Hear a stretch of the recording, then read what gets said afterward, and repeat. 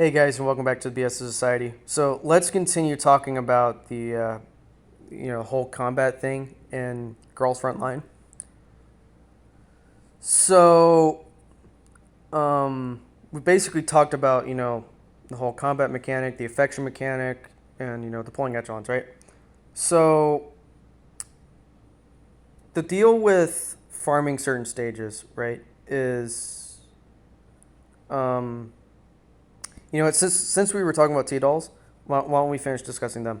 So, when it comes to getting XP, right, you have to keep in mind the T-doll's level, right?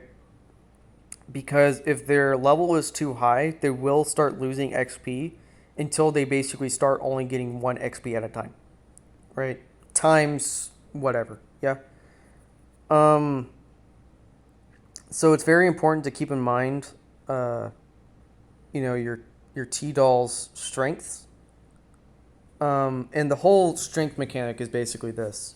It kind of depends on, their stats, right? So to increase a T-doll stat, you basically have to take other T-dolls and basically throw them into that T-doll and increase their stats, right? Because their maximum, like attack stat and all that will increase, but you have to physically increase their stats, right? The only one that increases automatically is their health. Now, another thing is, you remember those dummy cores I mentioned for heavy production? Those do have a place when it comes to duplicate T-dolls. If you, especially for 5-star T-dolls, if you have trouble getting them, you can use these dummy cores to basically make it count as another one of them, right?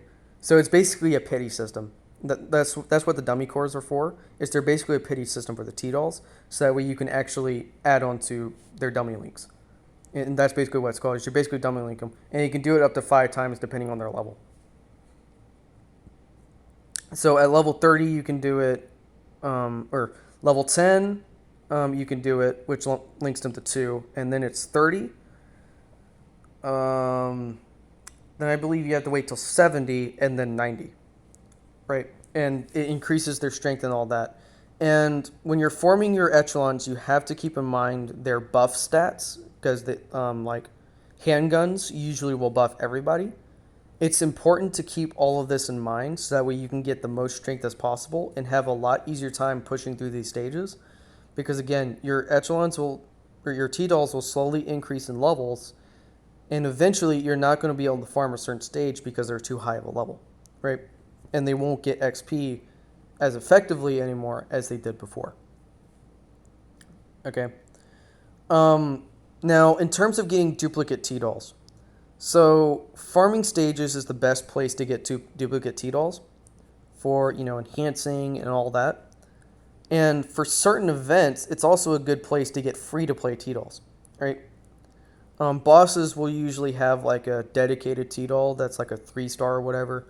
A lot of stages after like chapter 2 start dropping 3 stars. So, you can get a lot of free-to-play T-dolls, and there's a pretty good list of free-to-play T-dolls. So at the beginning of the game, you really don't have to do a lot of pulls except for the daily, which is a really good thing. And the importance of the medals, right? So when you S rank a stage, obviously you get your initial rewards, right? Some of those stages will give you, new T-dolls, like the main team in the gacha game, or the main team in the story, which is referred to as the AR team. So M4A1, M16A1, those are all earnable by completing the story. So they're all free to play, right?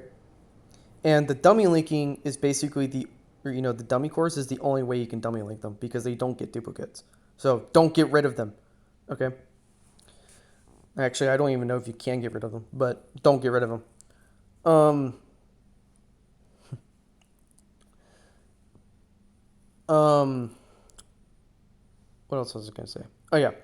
Now, the importance of S-ranking a stage is basically every T-doll that's in the stage reward pool, you can basically get when you S-rank a stage, right? Because 3 stars, 4 stars, and 5 stars have a much harder chance if you don't get that S-rank. Now, along with that, it's also important to S-rank enemy battles, right? Because if you pay attention to their reward pool, especially on events, you can have more chances to get certain, higher rare T-dolls if you S rank those battles, right?